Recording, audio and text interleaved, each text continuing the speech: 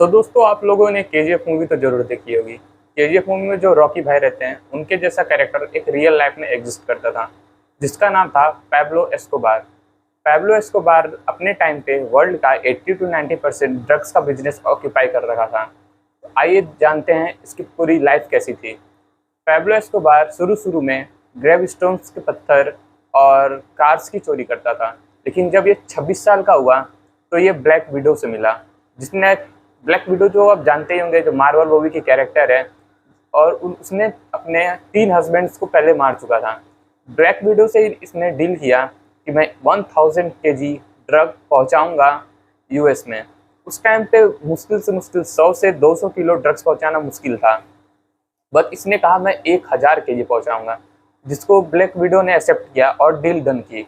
जिसके बाद पैब्लो ने मछलियों के पेट में भर भर कर और कंटेनर्स के अंदर छिपा छिपा कर ड्रग्स को यूएस पहुंचा दिया। इसके बाद चालू होता है पैब्लो एस्कोबार का बिजनेस।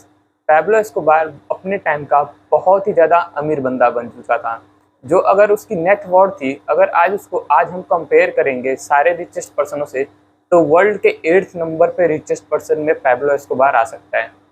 पैब्लो एस्कोबार की एक दिन की इनकम थी 30 बिलियन यूएस डॉलर और उसकी सालाना इनकम थी 70 billion US dollars. Pablo Escobar सिर्फ ड्रग्स का बिजनेस नहीं करता था, वो और भी सारे क्राइम्स करता था, जैसे किडनैपिंग हुआ और भी अदर चीज़ें, जिसको देखते हुए चीफ जस्टिस ऑफ कोलंबिया ने ऑर्डर दिया कि इसके सर के ऊपर 1 मिलियन यूएस डॉलर्स का प्राइज है। जिसको देखकर ये बहुत ही ज़्यादा सटक गया। एक तरीके से ये पागल सन की टाइप का था पैब्लो एस्कोबार, लोग कहते हैं ऐसा। तो इसने जितने भी गैंग मेंबर्स थे और जितने भी इसके साथियों थे, सबको इसने ऑर्डर दे दिया कि अगर तुम एक पुलिस ऑफिसर को मारोगे तो मैं तुमको 1000 यूएस डॉलर्स दूंगा, और अगर किसी हाई रैंकिंग ऑफिसर को मारोगे मैं तुमको 5000 यूएस डॉलर्स दूंगा। जिसके बाद वहाँ पे पुलिस वालों और ऑफिशियल सबका बहुत ही भयंकर मौत हुआ। सब के सब जहाँ भी क्राइम होता है वहाँ इसके गैंग मेंबर्स पहुँच जाते हैं और पुलिस वालों को ही मार देते क्राइम सीन पे जाके। बात करें इसके रुतबे की, तो ये कम से कम जो कुछ ऑफिसर्स थे वही इसके खिलाफ गए थे, लेकिन ये कम से कम 95% कोलंबियन पुलिस ऑफिसर्स को पैसे देता था। और मेडिजिन शहर में और कोलंबिया में 200 के आसपास गैंग्स थी, जो सब की सब इसके पॉकेट में थी। कोई इसके खिलाफ नहीं जल्दी जाता था। कोलंबिया में 2 कार्टल चलते थे, 2 ड्रग्स के गैंग चलते थे। एक तो था पैब्लो एस्कोबार का मेडिजिन गैंग और एक था कैली गैंग। जब इसने चीफ जस्टिस को मारा तो यूएस के तरफ से बहुत ही ज़्यादा प्रेशर आने लगा। इंटरनेशनल प्रेशर को देखते हुए कोलंबिया ने इसको ऑर्डर दिया कि तुम्हें जेल जाना पड़ेगा। इसने जेल जाने से मना कर दिया, बट इसने कहा कि मैं अपनी खुद की जेल बनाऊंगा। पैब्लो एस्कोबार ने खुद की जेल बनाई, जिसके अंदर कसिनोस थे, जू था, और इसके सारे गैंग मेंबर्स इसके साथ ही उस जू में रहते थे। वो जू कम 5 स्टार होटल ज़्यादा था। उस टाइम बाद इसका एक बहुत ही फनी इंसिडेंट होता है इसके साथ। इसको जो हमने अभी कैली कटल का नाम लिया था, उसको एक पैब्लो एस्कोबार के एरिया में एक बंदे को मरवाना था।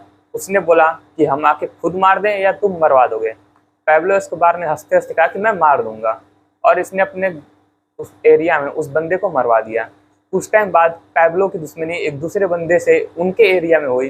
तो जब पैब्लो ने कैली कटल वालों से कहा कि मुझे तुम्हारे एरिया में एक बंदे को मरवाना है, तो उसने कहा कैली कटल वालों ने, हमारे यहाँ ऐसा तो कुछ नहीं होता। जिसको देखकर इसका दिमाग फिर गया और इसने उस गैंग के साथ दुश्मनी ले ली। जिसके बाद इसने उस गैंग के हर एक बंदे को चुन चुन कर मारना चालू कर दिया। और उस वॉर में, इन दोनों गैंग्स के बीच जो वॉर चली थी, उस वॉर में 47,000 लोग मारे गए। वहाँ पे जो बच्चे थे वो पिस्टल लेके चलते थे। 14-15 साल के जो बच्चे स्कूल जाते थे वो पिस्टल गन्स लेके चलते थे। पैब्लो एस्कोबार का एक बहुत फेमस डायलॉग है, by the people by the silver money or take the lead bullet, यानी तुम सिल्वर मनी ले लो मुझसे या मेरे से तुम लीड की बुलेट ले लो। जेल में से जब इसने इतना बड़ा वॉर स्टार्ट किया तो यूएस की तरफ से फिर प्रेशर आया, और इस बार यूएस ने अपनी खुद की स्पेशल फोर्सेस को इसको दूसरी प्रिजन में शिफ्ट करने के लिए भेजा। लेकिन जो जेल थी पैब्लो एस्कोबार ने खुद बनवाई थी, और इसको वहाँ से बचने के सारे रास्ते बताते हैं। इसने अपने 9 गैंग मेंबर्स के साथ उस जेल से एस्केप कर लिया स्पेशल फोर्सेस को आने से पहले। ये अपने 9 गैंग मेंबर्स के साथ एक नदी जो जेल के पीछे से जाती थी उसको फॉलो करते हुए मेडिजिन शहर में पहुंच गया। मेडिजिन शहर में ऐसे कम से कम 200 घर थे। ये उन 200 घरों में 1.5 साल तक घर बदल बदल कर रहा। पैब्लो एस्कोबार इतना डेंजरस था कि आप इससे अंदाज़ा लगा सकते हैं इस इंसिडेंट से कि एक बार इसको एक मिनिस्टर को मरवाना था। वो मिनिस्टर एक प्लेन से जाने वाला था। उस प्लेन में 107 पैसेंजर्स थे और एयरपोर्ट पे इसने एक बच्चे को एक सूटकेस में बॉम्ब भर के दे दिया और कहा तुम एयरप्लेन में जाके इस सूटकेस को खोल देना। उसी प्लेन में वो मिनिस्टर जाने वाला था, पर उसको पता चल चुका था कि पैब्लो एस्कोबार कुछ ना कुछ करने वाला है, तो वो प्लेन में गया ही नहीं।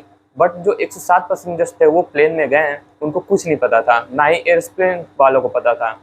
वो प्लेन में गए और बॉम्ब ब्लास्ट हुआ और 107 के 107 लोग मारे गए।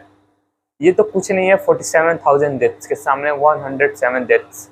इस इंसिडेंट को देखते हुए यूएस ने इसके ऊपर $10 मिलियन का इनाम लगाया और यूएस ने पैरा स्पेशल फोर्सेस अपनी खुद के यहाँ से भेजी जो कि इसको मारने वाली थी। और इसके बर्थडे था वो था 1 दिसंबर को ईयर 1948 और जिसकी डेथ हुई वो हुई 2 दिसंबर को, इसके बर्थडे के एक दिन बाद ही ईयर 1993 में।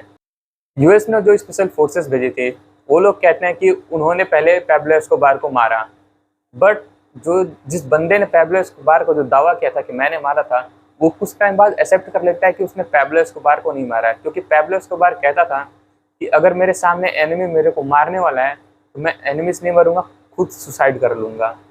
जिसके बाद पैब्लो एस्कोबार ने अपनी 22 mm की गन थी उसके पास, उसने खुद से उससे मार लिया और सुसाइड कर लिया। तो ये थी रियल लाइफ के रॉकी भाई और उनके मेडिजिन शहर के बारे में।